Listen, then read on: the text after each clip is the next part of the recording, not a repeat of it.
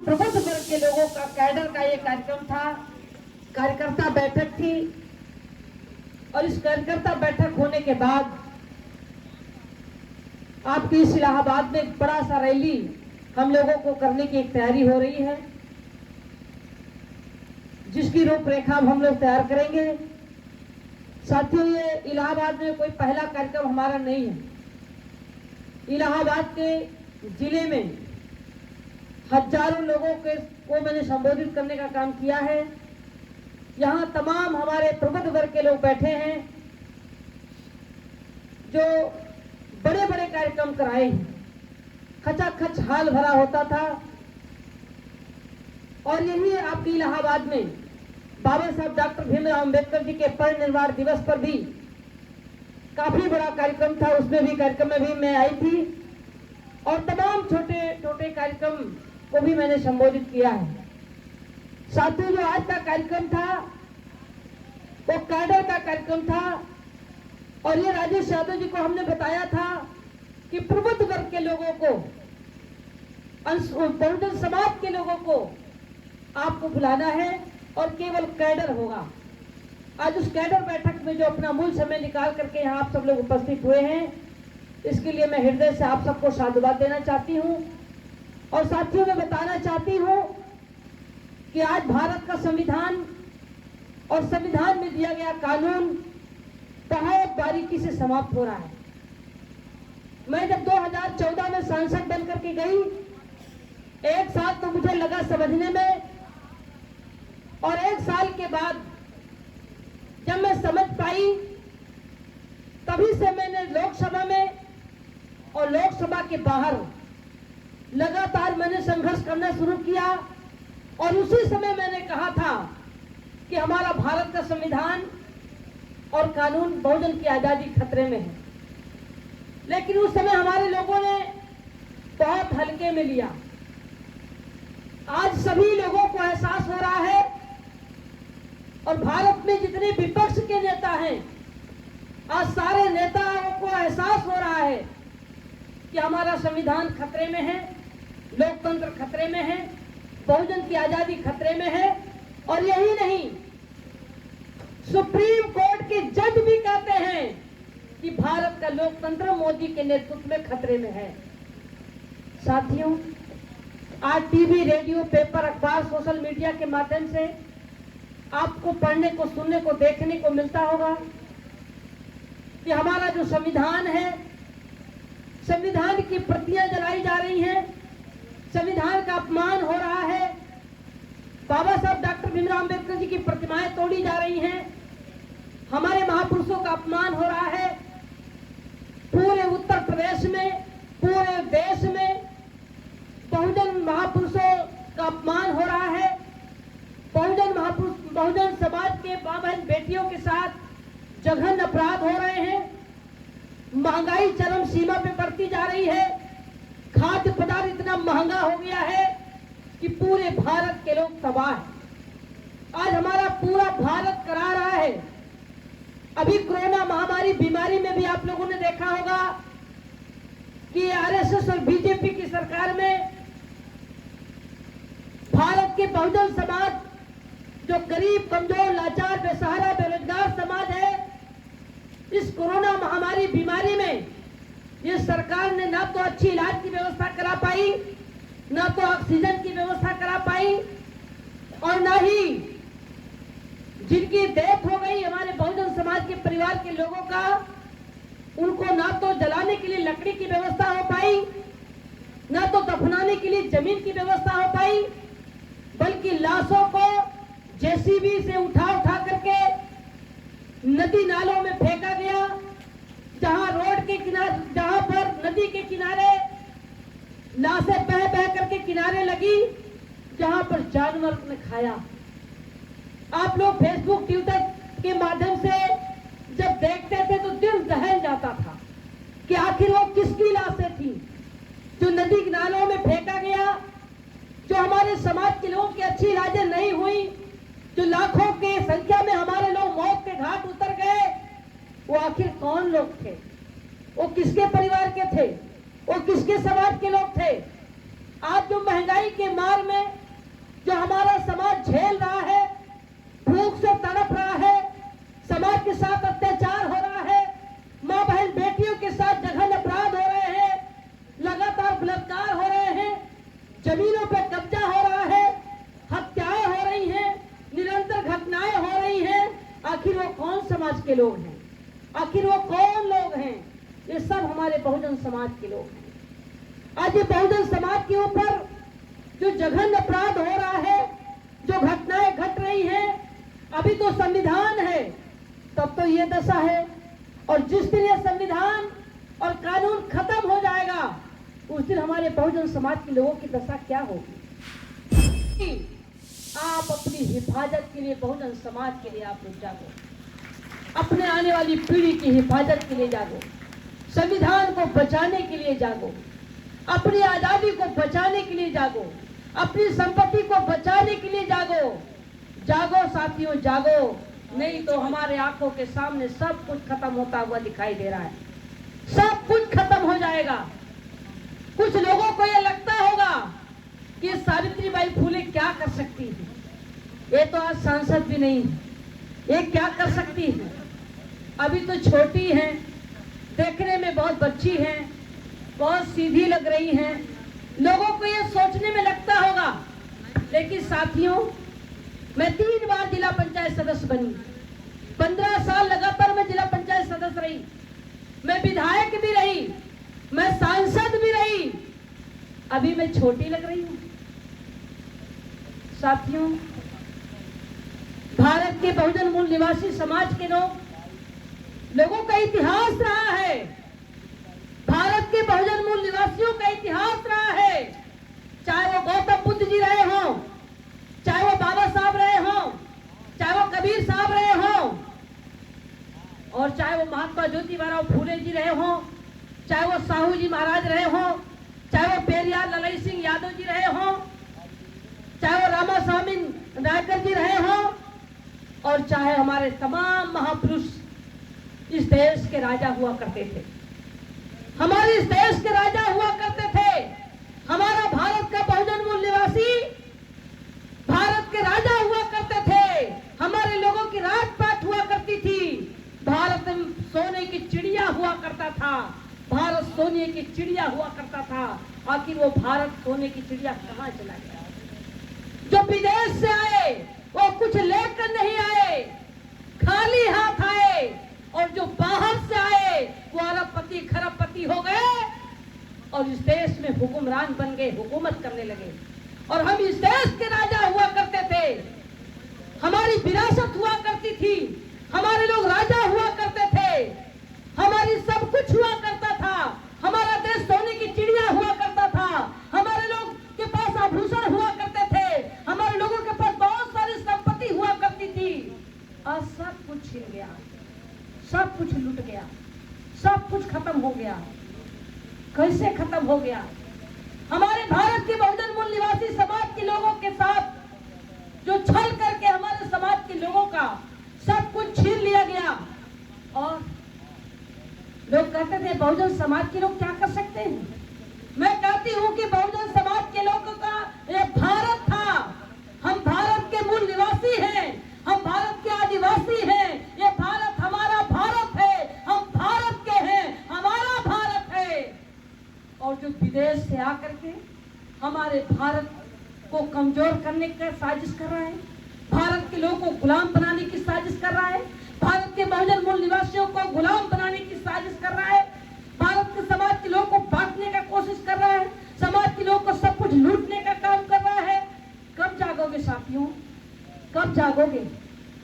कब जागोगे? कब याद आएगा हमारे भारत के राजा हुआ करते थे? चंद्रगुप्त मौर्य, बिंदुसार मौर्य, बलदत्त मौर्य, लखनऊ के राजा लाखन पासी, लखनऊ के राजा बिजली पासी, दिल्ली के राजा रासुगुरु चमार, आलाउद्दीन जंग लड़ा करते थे, बड़ी बड़ी जंग हुआ करती थी। साथियों, हमारा तो सब कुछ था।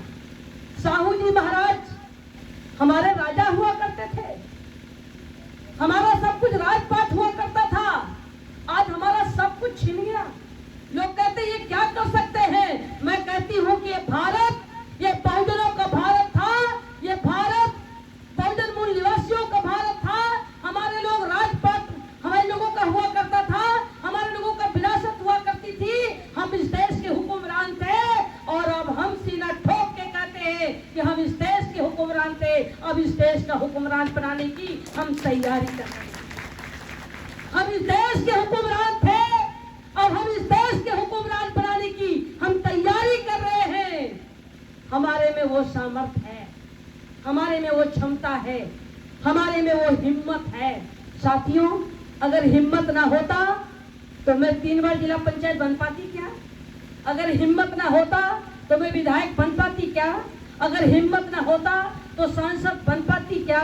जो लोग कहते हैं कि ये क्या कर सकती हैं, मैं कहती हूँ कि लोग अपने घरों में शेर होंगे, लेकिन मैं उनके वोट से, उन्हीं के नोट से, उन्हीं के घर में घुस करके, दिल्ली में सरकार, प्रदेश में सरकार और उनके घर में घुस करके मैंने उनको ललकारने का काम किया।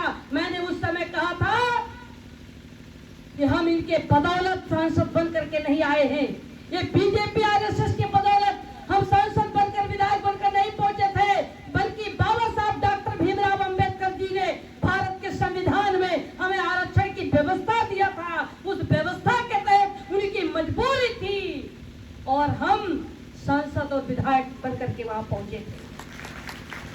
ये बाबा साहब डॉक्टर भीमराव अंबेडकर संविधान में अगर हमें आरक्षण की व्यवस्था नहीं दिए होते तो जो महिलाओं को सदियों से गुलाम बनाकर रखा गया, जो महिलाओं को हमेशा पर्दे में रखा गया, उनको बाहर नहीं निकलने का मौका दिया गया, उनको कुर्सी बैठने का अधिकार नहीं दिया गया, पढ़ने लिखने का अधिकार नहीं दिया गया, आज वही महिला भारत की राष्ट्रपति बन रही है, भारत की प्रधानमंत्री बन रही है, उत्तर प्रदेश की मुख्यमंत्री बन रही है और सांसद विधायक बन रही है, पंच प्रधान बन रही है, जिला पंचायत सदस्य बन रही है, IAS PCS बन रही है, डॉक्टर मास्टर बन रही है, इंजीनियर बन रही है, रिवॉल्वर लेकर के सीमा पर जवान के साथ उस देश की सुरक्षा कर रही है। अगर ये बाबा साहब डॉक्टर भीमराव अंबेडकर जी न होते तो मेरे जैसे कोई लड़की क्या सांसद बन पाती, क्या बनने का मौका मिलता?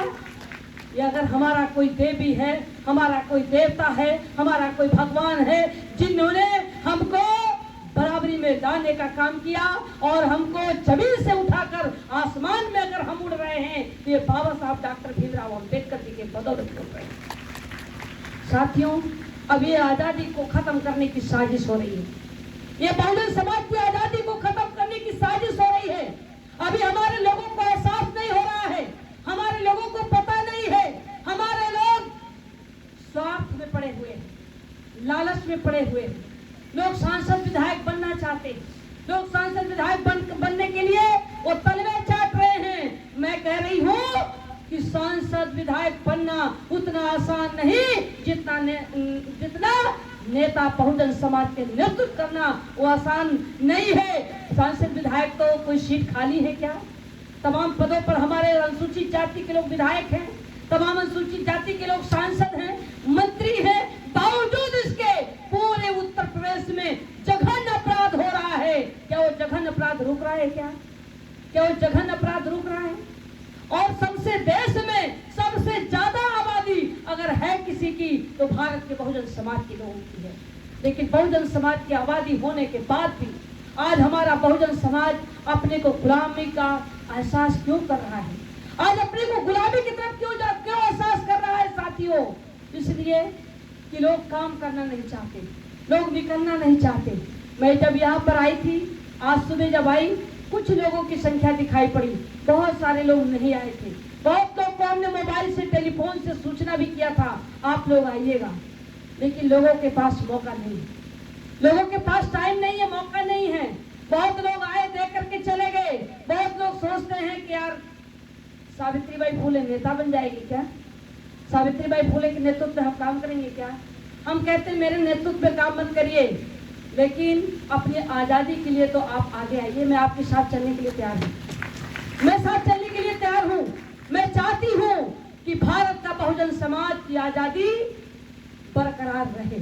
इस आजादी को बचाने के लिए मैं संघर्ष कर रही हूँ। लोग सांसद विधायक बनने के लिए परेशान हैं, मैं सांसद विधायक छोड़ करके आ रही हूँ। लोग सांसद विधायक बनने के लिए परेशान है, मैं सांसद विधायक पद छोड़ करके आ रही हूँ। मैंने बहुजन समाज की आजादी के लिए, बहुजन समाज की आजादी के लिए, संविधान को बचाने के लिए, आपकी सुरक्षा के लिए मैंने अपना घर परिवार को भी छोड़ दिया। मैं संन्यास रूप ले लिया। मैंने अपने घर परिवार को भी छोड़ा, मैंने सांसद पद भी छोड़ा, बहुत सारा प्रोटोकॉल था, सब कुछ मैंने छोड़ करके और आपकी आजादी की जंग में लड़ रही हूँ। 2017 से लगातार लड़ रही हूँ, लगातार बहुजन समाज के लोगों को बता रही हूँ, जगा रही हूँ, समझा रही हूँ। लोगों के समझ में नहीं आता और कब समझेंगे? जब यही होगा कि चिड़िया चुग गई खेत तब पछताएगा, जब सब कुछ खत्म हो जाएगा। अगर 2022 हम बीजेपी को नहीं अगर रोक पाए तो 2024 में हम बीजेपी को नहीं रोक पाएंगे। और 2022 में बीजेपी को रोकने के लिए जनता तैयार है, जनता तैयार है और नेता तैयार नहीं।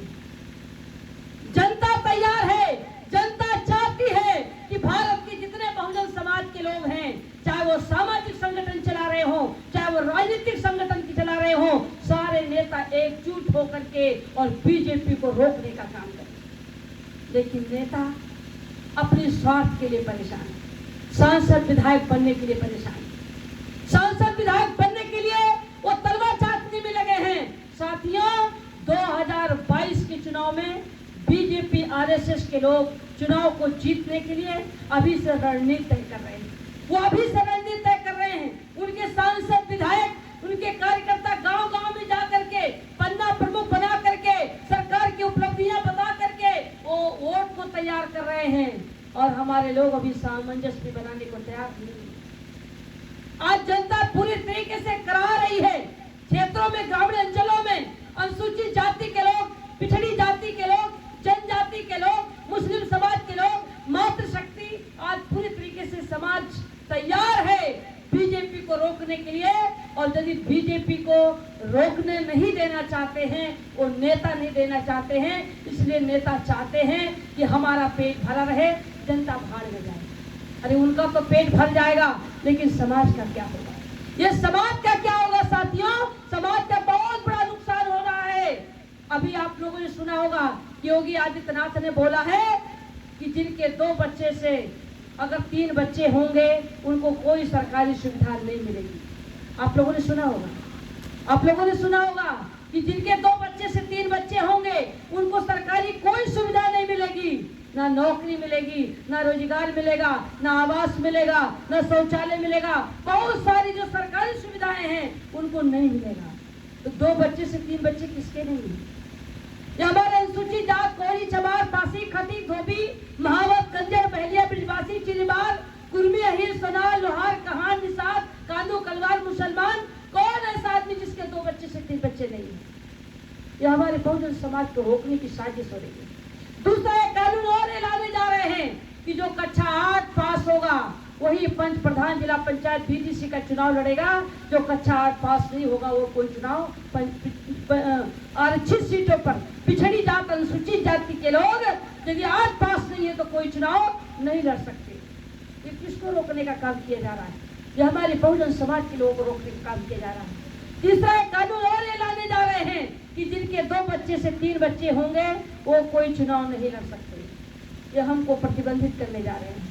चौथा ये भी और एक कानून लाने जा रहे हैं कि जो कक्षा 5 पास होगा वोट देगा, जो कक्षा 5 पास नहीं होगा वो वोट नहीं दे सकता। ये भी कानून लाने जा रहे हैं।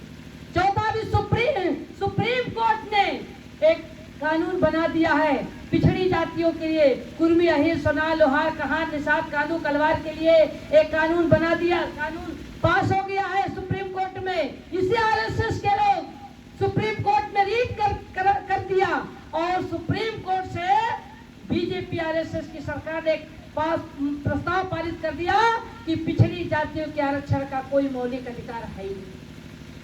वो भी आपका अधिकार खत्म कर दिया। सुप्रीम कोर्ट ने आपका अधिकार खत्म कर दिया। पिछड़ी जातियों के आरक्षण जो उनको मिलता था, जिसके तहत वो आगे बढ़ते थे, वो भी आरक्षण वो भी खत्म कर दिया गया। साथियों, शिक्षा विभाग प्राइवेट हो गया। जिनके 4 बच्चे हैं और इतनी महंगाई में अगर आपको पड़े तो क्या अपने बच्चों को हमारे गरीब परिवार के लोग पढ़ा पाएंगे? क्या उनके बच्चे पढ़ पाएंगे? बिजली विभाग प्राइवेट कर दिया, अभी सरकारी व्यवस्था है तो 250-300 हजार रुपए बिजली का बिल आता है, और जब प्राइवेट हो जाएगा 50,000 1 लाख इकट्ठा बिल आएगी तो क्या हमारे लोग लाइट चला पाएंगे? क्या बिजली का बिल जमा कर पाएंगे? फिर उनको कनेक्शन कटवाना पड़ेगा, उनको अंधेरे में रहना पड़ेगा। स्वास्थ्य विभाग प्राइवेट कर दिया गया। अभी आप लोगों ने देखा कोरोना महामारी में हमारे गरीब समाज के लोग को पैसा न होने के नाते अच्छे अस्पताल में इलाज नहीं कर पाए, जिसके नाते लाखों लोग मर गए, दवा नहीं करा पाए। ये प्राइवेट स्वास्थ्य विभाग भी प्राइवेट कर दिया गया। अगर ये प्राइवेट होगा तो क्या हमारे परिवार के लोगों की अच्छी इलाज हो पाएगी?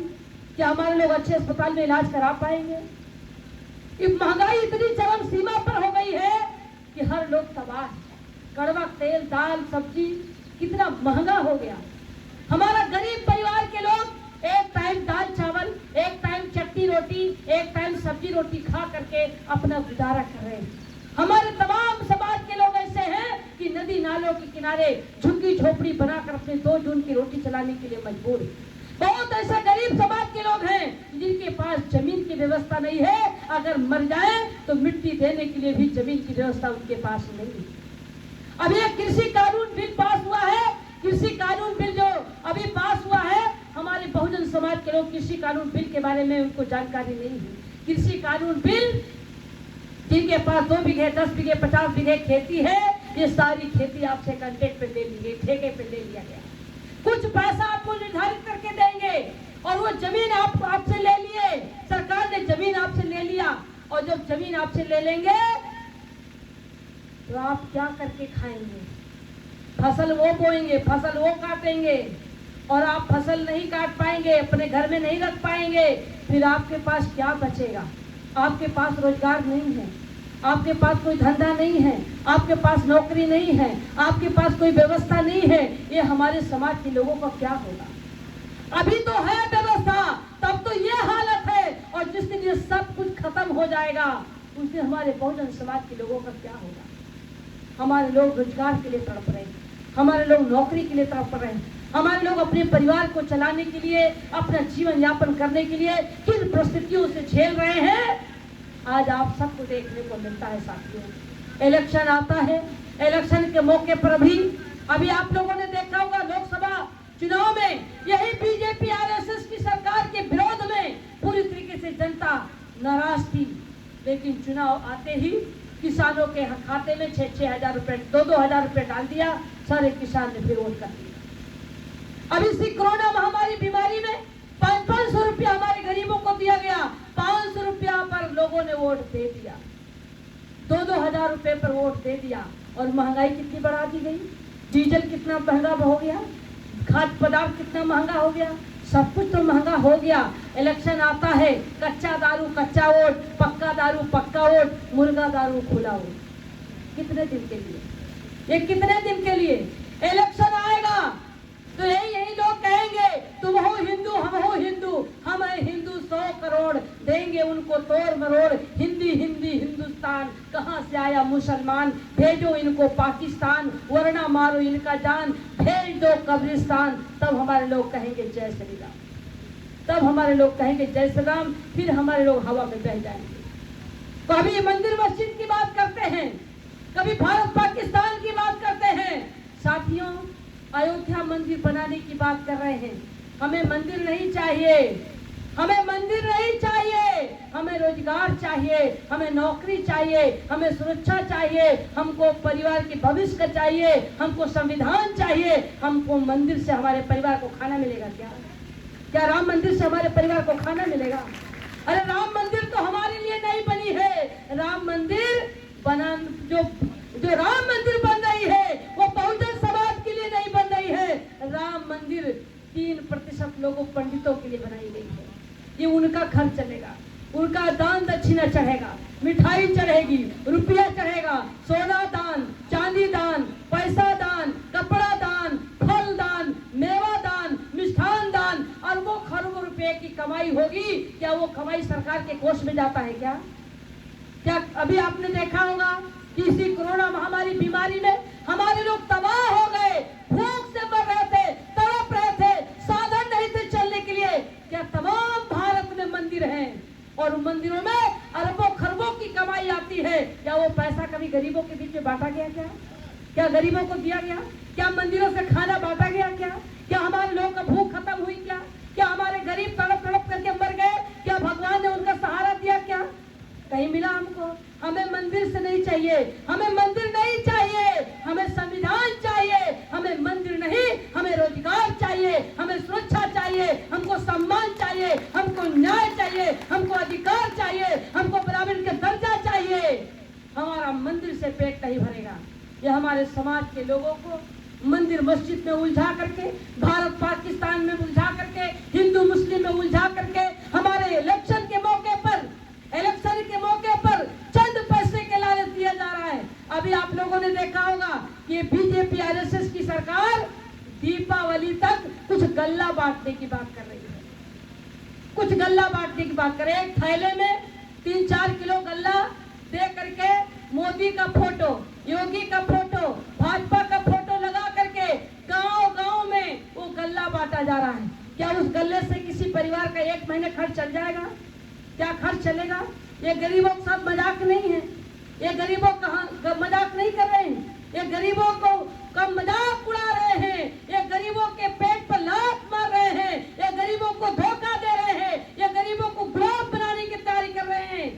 और हम सभी लोग अगर हम काम नहीं करेंगे, अगर हम बहुजन समाज को नहीं जगाएंगे, अगर हम समाज को तैयार नहीं करेंगे, अगर हम समाज को तैयार नहीं करेंगे तो समाज हमारा गुमराह हो जाएगा।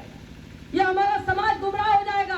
ये बहुजन समाज तो चाहता है कि बीजेपी को हम सत्ता से बाहर करें। बीजेपी सत्ता में नहीं चाहिए। आज सारा किसान खेत में सब अपना धान बचा रहा है, गेहूं बचा रहा है, फसल बचा रहा है, रात रात गेहूं सब जानवर चर के खा रहे हैं, कह रहे हैं गाय हमारी माता है।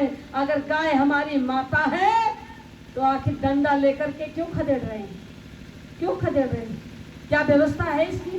किसी को सांप काट ले रहा है, किसी को जानवर काट ले रहा है, आदमी पूरा रात खेत बचा रहा है, पूरा समय खेत में बिता रहा है। हर आदमी महंगाई से परेशान है, हर लोग परेशान है, हर लोग परेशान है। लेकिन इस परेशान जो समाज है, इनको समाज को तैयार करके हमको किसके पाले में सपोर्ट करना है, वोट करना है? बीजेपी के खिलाफ हमें वोट कराना है। इसके लिए जब तक हम तैयारी नहीं करेंगे, समाज को तैयार नहीं करेंगे, समाज को हम जगाने का काम नहीं करेंगे, तब तक हम बीजेपी को सत्ता से बाहर नहीं कर पाएंगे। 500 रुपए की लालच में, 2000 रुपए की लालच में, 6000 रुपए की लालच में हमारे लोगों का वोट लिया जा रहा है, मजाक उड़ाया जा रहा है। हमारे लोग लालच में आकर के वोट दे देते हैं, स्वार्थ में चले जाते हैं, बट जाते हैं। साथियों जागो, 2022 अगर बीजेपी को नहीं रोक पाए तो हम 2024 में बीजेपी को नहीं रोक पाएंगे। अगर 2024 में नहीं रोक पाएंगे तो 2024 के बाद हम मंच लगा करके हम बैठकर भाषण न सुन पाएंगे और न भाषण दे पाएंगे। हम समाज को कुछ जो हमारा बचा हुआ है ये सब कुछ खत्म हो जाएगा, ये सब कुछ खत्म हो जाएगा। तो क्या हमें बहुजन समाज को बचाने के लिए, संविधान को बचाने के लिए, बहुजन की आजादी को बचाने के लिए हमें काम करना चाहिए कि छोड़ देना चाहिए? करना चाहिए। और अगर नहीं करेंगे तो किसका नुकसान होगा? आप तो देख रहे हैं निरंतर घटनाएं हो रही हैं। चाहे आपके इलाहाबाद में आपकी बेटी के साथ बलात्कार करके हत्या कर दी जा रही है, प्रतापगढ़ में गरीब समाज की बेटी के बलात्कार करके हत्या कर दी जा रही है, उन्नाव में गरीब की बेटी के साथ बलात्कार करके हत्या कर दी जा रही है, हाथरस में गरीब की बेटी के साथ बलात्कार करके हत्या कर दी जा रही है। लगातार हमारे भाइयों के साथ लगातार जघन्य अपराध हो रहे हैं, लगातार हत्याएं हो रही हैं, जमीनों पर कब्जा हो रहा है। कब जागोगे? कब तक सोते रहोगे? कब तक चुप बैठे रहोगे? जिनके ऊपर हमला होता है वो चिल्लाता है, 2 दिन उनके साथ धरने पे लोग बैठ जाते हैं, आंदोलन कर देते हैं, जुलूस निकाल देते हैं, मशाल जला लेते हैं। क्या उससे लोगों को न्याय मिल जा रहा है? क्या उससे लोगों को न्याय मिल जा रहा है? हमारे इस इलाहाबाद में हमारे बहुजन समाज के लोगों की कमी नहीं है। अगर एक दिन सड़क पर निकल ले तो पूरा इलाहाबाद जाम हो जाए। लेकिन हम वो काम नहीं कर रहे हैं, समाज को तैयार नहीं कर रहे हैं। ये समाज को हम तैयार नहीं कर रहे हैं, जिसके नाते आज हमारी माँ बहन बेटियों के साथ जघन्य अपराध हो रहे हैं, हमारा सारा कानून खत्म हो रहा है, सारा अधिकार खत्म हो रहे हैं, हमारी आजादी खत्म हो रही है। साथियों, कब जागोगे, कब जागोगे, कब तक सोते रहोगे? इसलिए मैं आप लोगों से यही निवेदन करने के लिए आई हूँ, आपको बताने के लिए आई हूँ, जगाने के लिए आई हूँ कि जागो साथियों, समय है, समय रहते आप लोग जागो, बहुजन समाज के लोगों को तैयार करो, गांव गलियारों में जाकर बहुजन समाज के लोगों को तैयार करके और बीजेपी को सत्ता से बाहर करने के लिए हम सभी लोगों को अब एकजुट होना होगा। इसके लिए मैं तो निकल पड़ी हूँ, मैं तो निकल पड़ी हूँ। मुझे कोई लालच नहीं है, मुझे कोई लालच नहीं है, मेरा कोई स्वार्थ नहीं है। अगर कोई स्वार्थ है तो केवल संविधान को बचाना और बहुजन की आजादी को बचाना। बहुजन की आजादी के लिए, संविधान के लिए मैंने अपना सब कुछ त्याग कर बहुजन समाज के लिए मैं न्योछावर कर चुकी हूँ। मैं आप लोगों का साथ मांगने आई हूँ, मैं आपका सहयोग मांगने के लिए आई हूँ साथियों, आपका साथ मांगने के लिए आई हूँ, आपको सहयोग मांगने के लिए आई हूँ, आपको जगाने के लिए आई हूँ, आपको बताने के लिए आई हूँ। लोग कहते हैं बहुत सारी पार्टियां हैं, बहुत सारी पार्टी बन गई है। एक पार्टी आपने और बना लिया है, बहुत सारी पार्टियां बनी, बहुत सारी पार्टियों में क्या खुलकर बहुजन की बात कोई कर रहा है? क्या खुलकर बहुजन की बात हो रही है? क्या खुल करके नेता हमारे बहुजन समाज के ऊपर जो जघन्य अपराध हो रहे हैं या जो कानून खत्म हो रहा है, जो संविधान की प्रतियां जलाई जा रही हैं, जो आपके अधिकार खत्म हो रहे हैं, क्या वो लोग क्या खुल करके आपकी लड़ाई लड़ने के लिए रोड पे आ रहे हैं? क्या आपके बीच में निकल रहे हैं? क्या आपकी आजादी की बात कर रहे हैं? क्या महंगाई कम करने की बात कर रहे हैं? क्या अत्याचार को रोकने के लिए हम काम कर रहे हैं? और अगर नहीं कर रहे हैं तो ये कहीं न कहीं भयभीत है, ये सरकार से डरे हुए हैं, ये सरकार से भयभीत है, डरे हुए हैं। सरकार से भयभीत होकर के, डर करके अपने को बचना चाहते हैं, अपनी संपत्ति बचाना चाहते हैं, सांसद विधायक बने रहना चाहते हैं। इन्हों बहुजन समाज की चिंता नहीं, ये केवल अपनी चिंता कर रहे हैं, अपनी चिंता कर रहे हैं। अगर कोई लड़ाई लड़ा है तो ललई सिंह यादव, आपने नाम सुना होगा कि ललई सिंह यादव जी आज हमारे बीच में नहीं है, लेकिन लालू प्रसाद यादव जो बिहार के मुख्यमंत्री रहे हैं, लालू प्रसाद यादव, उन्होंने बहुजन की आजादी के लिए, समाज के लिए उन्होंने लड़ाई लड़ी, वो जेल में थे, अब वो छूट करके आए हैं और उसी के डर से हमारे बहुजन समाज के नेता वो भयभीत हैं कि सीबीआई कहीं जांच करके सरकार हमको जेल के कटघरे में न खड़ा कर दे। इसके डर में वो कहीं न कहीं पीछे से हाथ मिला रहे हैं। ये बीजेपी से समझौता करके अपनी संपत्ति को बचाना चाहते हैं, अपने को बचना चाहते हैं, जेल जाने से बचना चाहते हैं। सीबीआई के डर से वो हाथ मिला के काम कर रहे हैं और हम नेता पर भरोसा करते हैं, हम नेता पर भरोसा करते हैं कि नेता हमारा रहनुमा है और हम नेता के नेतृत्व में हम काम करेंगे, हमारी सरकार बनेगी, हमको रक्षा होगा। और वो नेता कहीं न कहीं बीजेपी से समझौता करके वो काम कर रहे हैं, फिर आपकी बहुजन की बात, आपकी समाज की आवाज कौन उठाएगा? आज जहाँ जहाँ घटनाएं हो रही हैं, सामाजिक संगठन के लोग अपने दम पर, जनता, स्थानीय क्षेत्र की जनता अपने दम पर वो आंदोलन कर रही है, प्रशासन से लड़ रही है, डीएम एसपी से लड़ रही है, लेकिन जो राजनीतिक संगठन के लोग हैं वो कहीं न कहीं अपने स्वार्थ के लिए वो घर के अंदर कैद हैं, वो डर रहे, भयभीत हैं। ऐसी स्थिति में अगर हमें बहुजन की आजादी चाहिए, संविधान की बात करना है, बहुजन की आजादी की बात करना है, हमारे महापुरुषों के जो इतिहास है, इतिहास को बचाने की बात करनी है, तो हमें तो कोई न कोई मंच चाहिए, कोई न कोई मंच चाहिए। लोग कहते हैं कि सावित्रीबाई फुले पार्टी बनाई तो कांसीराम जी के नाम से पार्टी क्यों बनाई? मैं तो कहती हूँ कि डॉक्टर अंबेडकर जी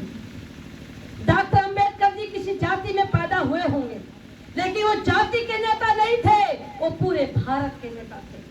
डॉक्टर भीमराव अंबेडकर जी ने जो भारत के संविधान में आपको व्यवस्था दिया है, वो सबके लिए व्यवस्था दिया है, सबको उन्होंने सम्मान दिया है, सबकी सुरक्षा किया है, सबके लिए कानून बनाया है, सबके लिए उन्होंने आजादी दी है। उन्होंने संविधान में लिखा है कि सामाजिक, आर्थिक और राजनीतिक में सबको बराबरी का दर्जा होना चाहिए। लेकिन तमाम सरकारें आई और चली गई, और भारत का संविधान संपूर्ण रूप से लागू नहीं हो पाया, जिसके नाते आज भारत के बहुजन समाज की दुर्दशा है। बाबा साहब डॉक्टर भीमराव अंबेडकर जी को किसी जाति से नहीं गिना जाएगा। तथागत गौतम बुद्ध जी किसी परिवार में पैदा हुए होंगे, किसी जाति में पैदा हुए होंगे, लेकिन गौतम बुद्ध जी की जो विचारधारा थी, जो उनका आंदोलन था, जो उनका संघर्ष था, उनके आंदोलन को पूरे भारत ही नहीं दुनिया के लोगों ने स्वीकार किया। दुनिया के लोगों ने स्वीकार किया और दुनिया के लोग तथागत गौतम बुद्ध जी की बात को जो देश मान गया, आज वो देश बहुत आगे हो गया। और जो देश गौतम बुद्ध जी की विचारधारा को नहीं माना, वो देश आज भी पीछे है, वो देश आज भी पीछे है। लेकिन भारत में भी बाबा साहब डॉक्टर भीमराव अंबेडकर जी जो भारत का संविधान बनाया, वो तथागत गौतम बुद्ध जी की विचारधारा पर उन्होंने संविधान बनाया। समता, स्वतंत्रता, बंधुत्व, न्याय के आधार पर जो आपको आजादी मिली है, ये हमारे महापुरुषों की बदौलत मिली है। वो जाति के नाम पर नहीं, वो धर्म के नाम पर नहीं, बल्कि इंसान हो, इंसानियत के तौर पर बाबा साहब ने सबको बराबरी पर बैठने का अधिकार दिया और सबको बराबर का अधिकार दिया। कांशीराम साहब जी आज हमारे बीच में नहीं। कांशीराम साहब जी जब आए तो उन्होंने बहुजन समाज पार्टी बनाई। कांशीराम साहब बहुजन समाज पार्टी बना करके पूरे भारत के बहुजन समाज के लोगों को जोड़ने का काम किया, सबको एक सूत्र में बांधने का काम किया, सबको साथ लेकर चलने का काम किया। जब कांशीराम साहब दिल्ली से चलते थे, ये मनवादी हिल जाते थे, ये डर जाते थे, ये भयभीत हो जाते थे। जब कांशीराम साहब देश में जब राजनीति करते थे, तो अटल बिहारी वाजपेयी जैसे लोग माननीय कांशीराम साहब जी से राय लेते थे। कांशीराम साहब जी कभी डरे नहीं, कभी हिले नहीं, कभी भयभीत नहीं हुए और अकेला वो कारवां चलाया। पूरे भारत के लोग उनके कारवां पर चलने के लिए, बहुत लोगों ने नौकरी छोड़ दिया, बहुत लोगों ने घर छोड़ दिया, बहुत लोगों ने परिवार छोड़ दिया और भारत को माननीय कांशीराम साहब की विचारधारा पर चल करके उन्होंने राजनीतिक परिवर्तन कर दिया और सामाजिक परिवर्तन भी कर करके उन्होंने दिखा दिया। आज माननीय कांशीराम साहब जी उन्होंने जाति की वो की, उनको किसी जाति से नहीं जोड़ा जाएगा, उनको जाति से नहीं जोड़ा जाएगा, बल्कि माननीय कांशीराम साहब का नाम आज पूरे भारत ही नहीं दुनिया के लोग माननीय कांशीराम साहब के संघर्ष, उनके आंदोलन को लोग सलूट करते हैं कि माननीय कांशीराम साहब ने जो आंदोलन चलाया, उस आंदोलन से पूरे भारत में जो बहुजन समाज को गुलाम बनाना चाहते हैं वो हिल गए थे। और अगर आज कांशीराम साहब जिंदा होते, अगर आज कांशीराम साहब जिंदा होते, तो भारत के प्रधानमंत्री होते और पूरा भारत का बहुजन आज आजाद होता, संविधान लागू हो गया होता, सबको बराबरी का दर्जा मिल गया होता। और जैसे कांशीराम साहब को लोगों ने, ये मनुवादी व्यवस्था के लोगों ने सोचा, वैसे ही कांशीराम साहब को रास्ते से हटा दिया। आज कांशीराम साहब जी हमारे इस दुनिया में नहीं है, इसलिए संविधान की प्रतियां जलाई जा रही है, इसलिए संविधान को खत्म करने की साजिश हो रही है, इसलिए संविधान में दिए गए कानून को खत्म किया जा रहा है। माननीय कांशीराम साहब जी तो आप दुनिया में नहीं है, लेकिन कांशीराम साहब जी के बताए हुए रास्ते पर चल करके, मैं चेहरा तो उनका नहीं हो सकती हूँ, लेकिन कांशीराम साहब ने जो बहुजन हिताय, बहुजन सुखाय का जो उन्होंने आंदोलन किया था, जो गौतम बुद्ध जी का आंदोलन जो बाबा साहब ने आगे बढ़ाया, बाबा साहब के आंदोलन जो कांशीराम साहब ने आगे बढ़ाया, उस आंदोलन को, उस कारवां को आगे ले चलने के लिए मैंने बीड़ा उठाया है। मैं बीड़ा उठा करके और पूरे भारत में मैं घूम करके मैं समाज को जगाने का काम करूंगी, मैं समाज को जगाने का काम करूंगी। साथियों, लोगों को लगता होगा कि ये क्या कर सकती हैं, लेकिन मैं कहती हूँ कि मैं एक गांव में रहती थी, एक गरीब की बेटी थी, खाने की व्यवस्था नहीं हुआ करता था, मुझे मैं मजदूरी किया करती थी, लेकिन आज उस गांव से उठ करके अगर सांसद में घूम सकती हो, सांसद से होकर के पूरे देश में अगर हम हवाई जहाज से पूरा देश घूम सकती हूँ, तो आज हम क्यों नहीं बहुजन समाज को जगाने के लिए, हम समाज को तैयार करने के लिए अगर मुझे पैदल चलना पड़ा, तो गौतम बुद्ध जी अगर पैदल चल करके भारत पूरी दुनिया में संदेश देने का काम किया, तो मैं उनके बताए रास्ते पर चल करके हम पूरे बहुजन समाज को संदेश देकर, हम बहुजन समाज को एकजुट करके हम बहुजन की आजादी को बचाने का काम करेंगे, हम इसकी लड़ाई लड़ने का काम करेंगे। इसलिए साथियों, आज जो मैं आप लोग के बीच में जो कैडर करने के लिए आई हूँ, ये कोई सभा नहीं है, ये कोई सभा में नहीं कर रही हूँ। ये सभा जब होगा तो हजारों लोग होंगे, ये प्रांगण भरा होगा। लेकिन आज सभा नहीं है, बल्कि हम प्रबुद्ध वर्ग के लोगों के साथ बैठ करके हम कैडर करने के लिए आए, हम अपने लोगों को तैयार करने के लिए आए, हम बहुजन समाज के लोगों को तैयार करने के लिए आए। मैं आपको तैयार करने के लिए आई हूँ, मैं आपसे राय लेने के लिए आई हूँ, मैं आपसे सुझाव लेने के लिए आई हूँ। मैं चाहती हूँ कि भारत का बहुजन समाज आजाद कैसे हो। हम इस देश के हुक्मरान थे, हम इस देश के हुक्मरान फिर कैसे बने, हम इसकी प्लानिंग करने के लिए मैं आपके बीच में आई हूँ। मैं आपके बीच में बैठूंगी, मैं आपके बीच में आऊंगी। मैं एक बार नहीं, मुझे कई बार आना पड़ा तो मैं बराबर आती रहूंगी। लेकिन जब तक ये बहुजन समाज के लोग हमारी जगेंगे नहीं, जब तक मैं जिंदा हूँ, तब तक मैं बहुजन समाज के कारवां को आखिरी मंजिल तक पहुंचा करके ही हम छोड़ेंगे। इसकी तैयारी करने के लिए मैं आई हूँ। मैं आप लोगों से पूछना चाहती हूँ, जानना चाहती हूँ कि आप लोग हमारा साथ देंगे, क्या आप लोग हमारा साथ देंगे? आप लोग साथ देंगे, इसके लिए मैं बहुत बहुत आपको मैं साधुवाद देना चाहती हूँ। मैं आपसे निवेदन करना चाहती हूँ, 26 नवंबर को लखनऊ में एक बहुत बड़ी रैली में करने जा रही हूँ। लखनऊ में 26 नवंबर को मैं रैली करने जा रही हूँ।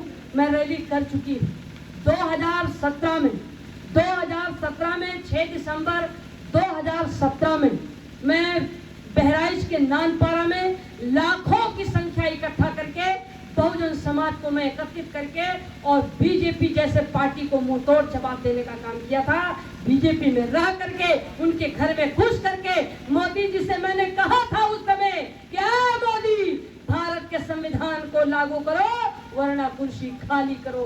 उनके घर में रह करके मैंने लड़ने का काम किया और सदन से लेकर के सड़क तक 1 अप्रैल को लखनऊ के कांशीराम ईश्वर की उपवन में लाखों की संख्या में हमने वहां भी समाज के लोगों को इकट्ठा किया था। और उस रैली में आपके इलाहाबाद से लगभग 50 गाड़ियां गई थी, 50 गाड़ी गई थी, छोटी बसें भी गई थी, छोटी गाड़ियां भी गई थी। और हमारे बड़ी संख्या में हमारे इलाहाबाद से लोग उस कार्यक्रम में शरीक हुए थे साथियों। और इसके बाद बहुजन समाज को तैयार करके भाजपा हटाओ, संविधान बचाओ, बहुजन महापंचायत का आयोजन मैं लखनऊ में करने जा रही हूँ। 26 नवंबर को जो लखनऊ में रैली होगी, उस लखनऊ की रैली में तमाम बीजेपी को रोकने के लिए सामाजिक संगठन, राजनीतिक संगठन के हजारों लोग उस मंच पर होंगे। आप लोगों को देखने को मिलेगा। मैं तैयारी कर रही हूँ, लगातार मैं तैयारी कर रही हूँ। महाराष्ट्र जो हमारी रैली होने जा रही है, उस रैली में बिहार, गुजरात, राजस्थान, मध्य प्रदेश, छत्तीसगढ़, मुंबई और उत्तर प्रदेश, तमाम प्रदेश के, देश के सभी प्रदेश के लोग उस कार्यक्रम में लोग आएंगे। माननीय कांशीराम साहब जी की बहन भी आएंगे। कांशीराम साहब जी का साक्षी मान करके, और मैं उनकी बहन को भी बुला रही हूँ, उनकी बहन भी आएंगी। और तमाम सामाजिक, बाबा साहब डॉक्टर भीमराव अंबेडकर जी के जो पोता हैं प्रकाश अंबेडकर, जो प्रकाश अंबेडकर हैं, बाबा साहब डॉक्टर भीमराव अंबेडकर जी के पोते हैं, वो भी उस मंच पर होंगे। और इसके बाद तमाम, एक नहीं सैकड़ों पार्टियों के राष्ट्रीय अध्यक्ष भी उस मंच पर होंगे। और जो सामाजिक संगठन तो बना करके हमारे बहुजन समाज के साथी जो काम कर रहे हैं, उस मंच पर आपको दिखाई पड़ेंगे। और उसी दिन से वो यात्रा हमारी शुरू होगी। भाजपा हटाओ, संविधान बचाओ, बहुजन महापंचायत करके पूरे भारत के बहुजन समाज को एकजुट करके बीजेपी को हम सत्ता से बाहर करने की हमारी पूरी तैयारी है। और उस तैयारी के साथ मैं आप लोगों से निवेदन करने के लिए आई हूँ कि साथियों, हम सब लोग एकजुट हों। सभी सामाजिक संगठन, राजनीतिक संगठन के लोग एकजुट होकर के हम बीजेपी को 2022 में सत्ता से बाहर करने के लिए हम लोगों की तैयारी है। और इसके बाद हम लोगों की तैयारी दिल्ली पर है। 2022 हम बीजेपी को रोकेंगे और 2024 हम दिल्ली की सरकार को भी रोकेंगे। उत्तर प्रदेश और केंद्र दोनों सरकार को हम रोक करके ही हम संविधान को और बहुजन की आज़ादी को बचा सकते हैं। इसके लिए बहुत बड़ी तैयारी हमारी हो रही है। हमारे प्रबुद्ध वर्ग के लोग, सामाजिक संगठन के लोग बड़ी तेजी से लोग काम कर रहे हैं। आप लोगों को देखने को मिलेगा, पूरा उत्तर प्रदेश के राजधानी लखनऊ में आपको देखने को मिलेगा 26 नवंबर को पूरे उत्तर प्रदेश का बहुजन समाज एकजुट होगा और वहीं से बिगुल फूंका जाएगा कि बीजेपी को अब हम सत्ता से बाहर करेंगे और इस देश का हुक्मरान बहुजन समाज का व्यक्ति उत्तर प्रदेश की कुर्सी पर हम काबिज करने के लिए हम लोग की पूरी तैयारी है। इस तैयारी में आप सभी लोगों का इस तैयारी के साथ मैं काम कर रही हूं और 19 सितंबर को लखनऊ में अधिकारी कर्मचारी और जो लोग रिटायर हो चुके हैं और जो अधिकारी कर्मचारी हैं, जो प्रबुद्ध वर्ग के लोग हैं, वो हजारों की संख्या में उस कार्यक्रम में उपस्थित होने जा रहे हैं और वहीं से हम लोगों की प्लानिंग अब शुरू होने जा रही है। बहुत प्लानिंग के साथ हम लोग काम कर रहे हैं। मैं आप लोगों से हाथ जोड़कर निवेदन करूंगी कि आप लोग उस कार्यक्रम में पहुंचेंगे। क्या 26 नवंबर के कार्यक्रम में आप लोग भी पहुंचेंगे? क्या आप लोग एकजुट होंगे? हम सब लोग एकजुट होंगे। इन्हीं शब्दों के साथ मैं ज़्यादा समय न लेते हुए मैं बहुत आभारी हूँ भैया राजेश यादव जी का, जो आपने अच्छा मंच दिया, अच्छी व्यवस्था किए, हमारे प्रबुद्ध लोगों को यहाँ पर बुला करके और आप लोगों ने अपना मूल समय निकालकर जो हम लोगों को सुनने के लिए आप लोग आए, इसके लिए तहे दिल से आप सबको साधुवाद देना चाहती हूँ। बहन अनुराधा जी हैं, बहुत मेहनत कर रही हैं। हम लोगों ने नए सिरे से आप लोग को जोड़ने का काम किया है और निश्चित रूप से ये कारवां चलेगा। हम फिर इलाहाबाद में फिर बीच में आएंगे, आप लोग के साथ बैठक होगी, तैयारियां होगी, रणनीति तय की जाएगी और उस रणनीति के तहत हम सब लोग मिलकर काम करेंगे। इन्हीं शब्दों के साथ मैं एक शेर के माध्यम से मैं अपनी बारी को विराम देना चाहती हूँ कि जज वे सौ के शहादत को क्या पूछिए, अब तो हमने भी हाथों में सर ले लिया, कत्ल होने से आखिर कहाँ तक करूं, कातिलों के मोहल्ले में घर ले लिया। इस बहुजन समाज को आज़ाद कराने के लिए हमें चाहे जिन परिस्थितियों का सामना मुझे करना पड़ेगा हम करेंगे, लेकिन आप बहुजन समाज को आज़ाद करने के लिए हर तरीके से मैं संघर्ष करने के लिए मैं खड़ी हूँ। इन्हीं शब्दों के साथ मैं बहुत आभारी हूँ। हमारे चाचा जी पीछे बैठे हैं, माननीय राम सिंह जी, मैं मंच पर बुला रही थी लेकिन आप हमको आशीर्वाद देने के लिए आप आए। हमारे साथ बैठे सरोज जी हैं, आपका मैं बहुत आभारी हूँ। आप लोग हमको सुनने के लिए आए और हमारे क्योंकि चेहरे से मैं बहुत लोग को पहचानती हूँ, नाम से बहुत कम लोग को जानती हूँ, तो इसलिए जो लोग हमको आशीर्वाद देने के लिए आप सब लोग यहाँ पर आए, इसके लिए बहुत साधुवाद। हमारे पटेल जी भैया जी हैं, और भी आप आए, उनका भी बहुत बहुत साधुवाद। और हमारे जो भैया जी हैं अच्छे लाल जी, हमारे भैया हैं गुड्डन जी, हमारे भैया मदन जी और हमारे चाचा जी बैठे हैं।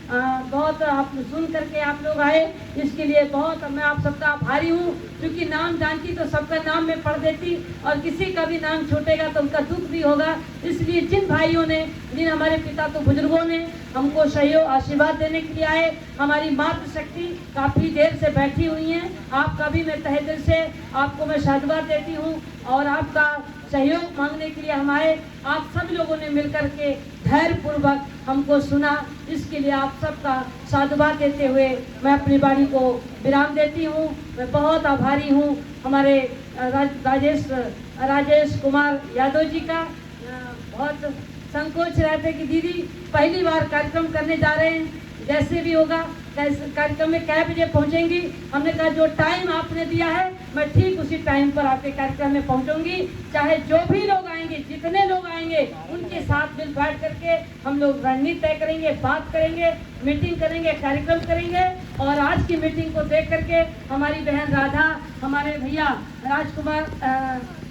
राजेश कुमार यादव जी ने कहा है कि दीदी ये तो पहली प्रैक्टिस था हमारा, ये पहला कार्यक्रम था, अपने जीवन में पहली बार कार्यक्रम मैंने किया है और दोबारा जब आप आएंगी तो हजारों की संख्या में लोग यहाँ उपस्थित होंगे। अभी से हम लोग रणनीति बनाना शुरू करेंगे, बहुत अच्छा कार्यक्रम होगा और हम भरपूर आपका सहयोग करेंगे। आज के इस कार्यक्रम में बहुत बहुत साधुवाद देती हूँ कि आप कांशीराम बहुजन मूल निवासी पार्टी के आप जिला अध्यक्ष की जिम्मेदारी आपने लिया है, उस जिम्मेदारी को निभाने के लिए आज ये बैठक की गई है। दूसरा, हमारी बहन राधा जी हैं, अनुराधा जी हैं, ये बहुजन सुरक्षा सेना जो हमारी चल रही है, बहुजन सुरक्षा सेना की हमारे ये मंडल के अध्यक्ष इनको बनाया गया है।